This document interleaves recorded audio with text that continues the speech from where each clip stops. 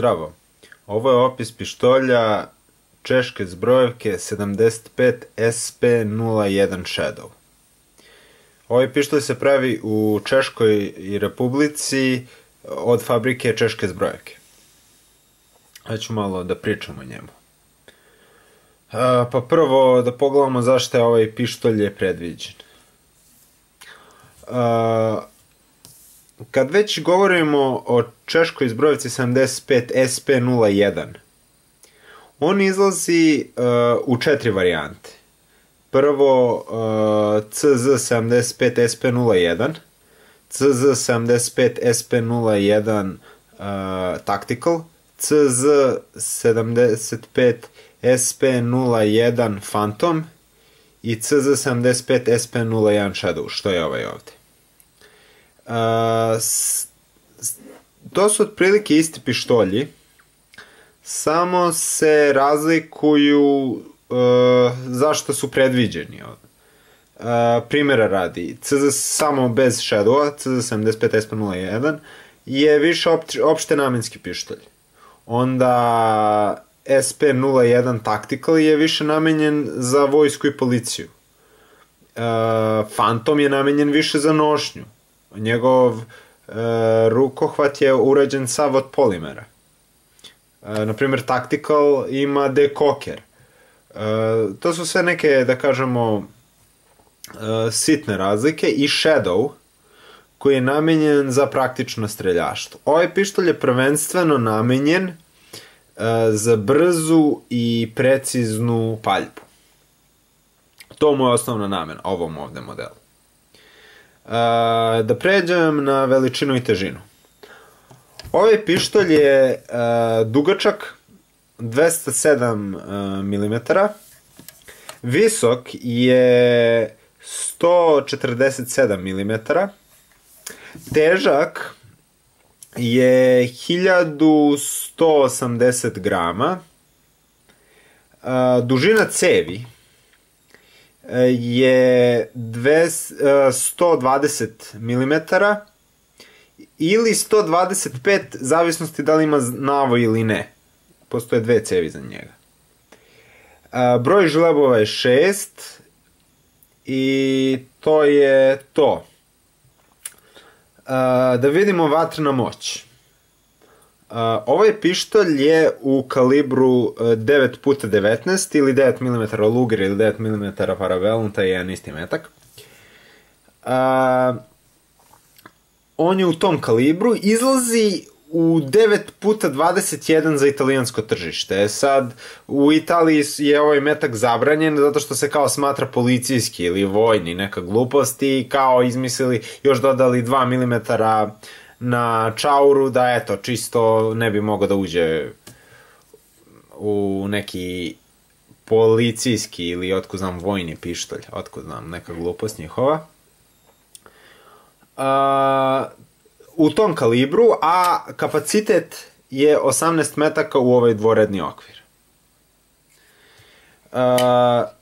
To je što se tiče vatrene moći, sasvim zadovoljavajuće, s obzirom da je ovaj predviđen za IPSC, sasvim u produkciji 18 metaka je poprilično zadovoljavajuće. Barem pre bilo, sada se promenio pravilnik i samo sme 15 komada.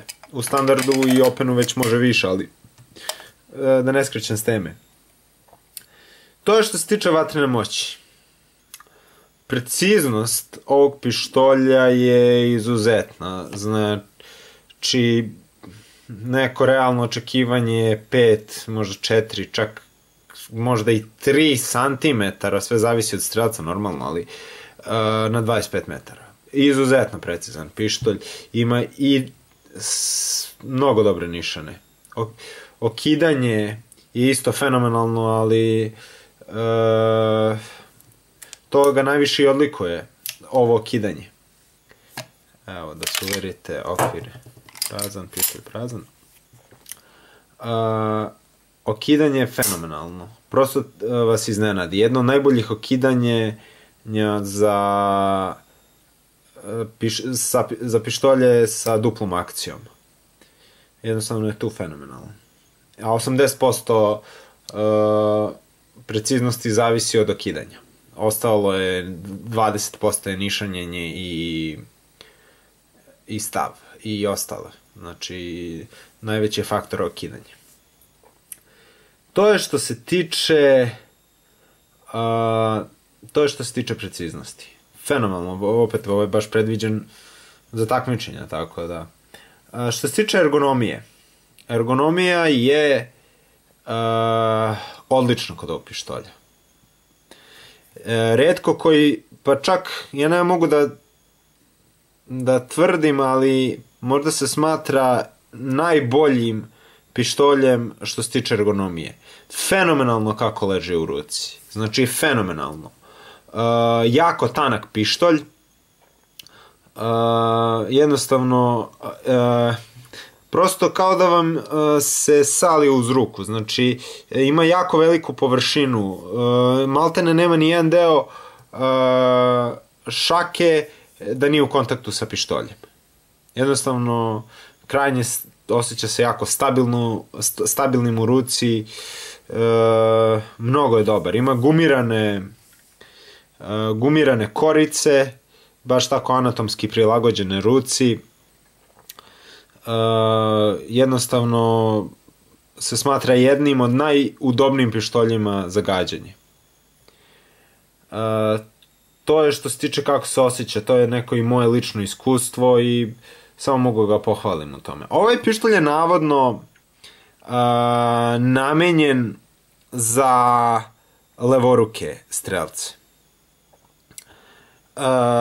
Primjera radi. Ovo dugme za izbacivanje okvira, iako je sa leve strane, to jest odgovara dešnjacima, može da se prebaci na desnu stranu, za levoruki. To je kako se zove, isto što može se uradi. Kočnica je i sa leve i sa desne strane. I jedino što nije, to je spojnica, to je spuštač navlake. Taj spuštač navlake i spojnica, to je jedan isti deo, tako da zato sam možda malo pogrešio. Spuštač navlake je isključivo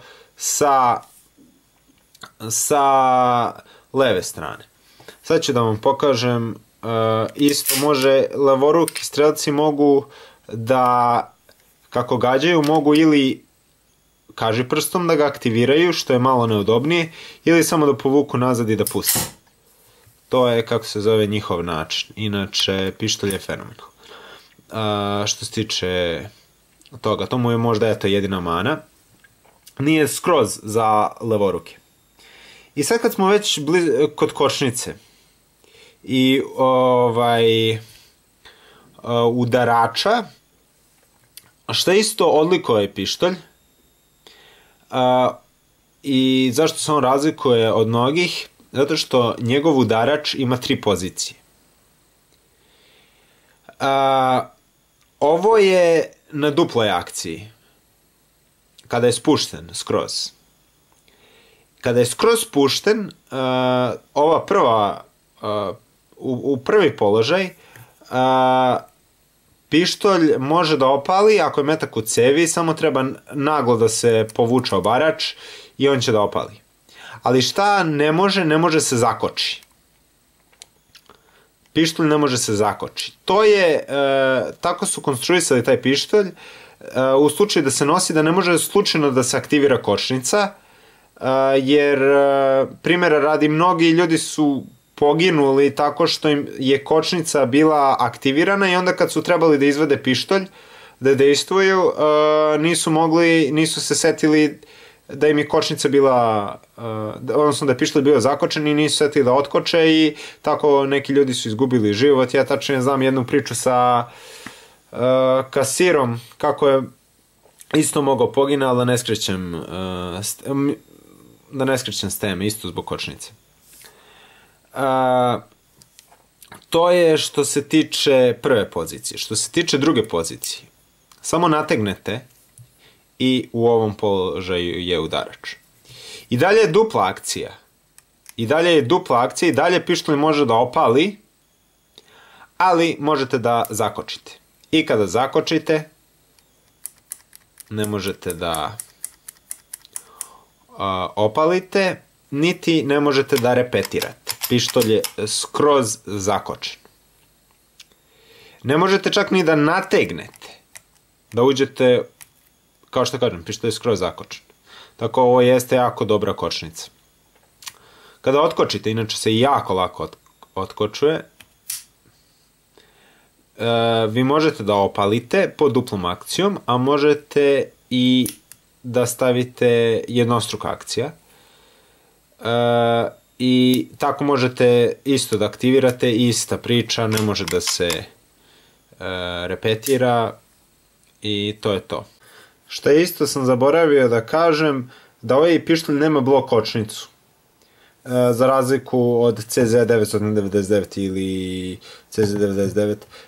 A to znači da udarna igla mu je slobodna. Znači samo ima jednu oprugu udarne igle koja nju zadržava nazad i da uvek bude u zadnjem položaju. Inače, sem toga, ta igla je slobodna. I to je loše. Zašto? Zato što postoji šansa da kad padne pištolj na zemlju, mada ja mislim da je to maltene nemoguće u ovom slučaju, ali ako padne pištolj i jako potresne udarnu iglu, udarna igla će udariti inicijalnu kapislu i doći će do opaljenja, slučajno. CZ75 SP01 Tactical i čini mi se ovi drugi modeli imaju tu kočnicu, ovaj nema. To mu je možda jedina mana. To je što se tiče kočnice i ja retko kad koristim kočnicu, ali to je to što se tiče kočnice i udarača.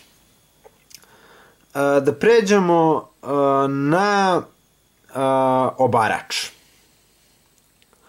Obarač po mom mišljenju je jedan od najboljih na svetu. To sam već i spomenuo u preciznosti. Znači, fenomenalan je. U duploj akciji je veoma težak, ali jednostavno vas iznenadi. To totalno nemate osjećaj kad će pištolj da opali. Nije da vi osetite nešto pred opaljenje, nema, ništa se oseti. Već kada je u singlu može malkice da se oseti, ali isto jako strašno i isto ne treba puno da se savlada, znači jako lagano okidanje. Šta isto mogu da kažem za ovaj obarač? To ima takozvani trigger stop. Da zoomiram. Odnosno, kad opalite, obarač stane pre nego što dodirne zid. I to mi se sviđa. To CZ99 nema. Mada da ne grešim dušu, imao je jedan CZ Top XX i CZ Top 20. Ja sam teo taj pištolj u početku da uzmem, ali nisam ga nigde našao. I čini mi se da su ukinuli njegovu proizvodnju. Stvarno ne znam zašto, pištolj je bio fenomenalan. Ispalio 100.000 metaka i dalje nastavljao da puca. Isto zastavina varijanta pištolja koji je namenjen za IPSC takmičenje. Ali da ne skrećem s teme. Da, ima trigger stop i ima podešljivi trigger stop. Sad ću da vam pokažem kako se on podešava.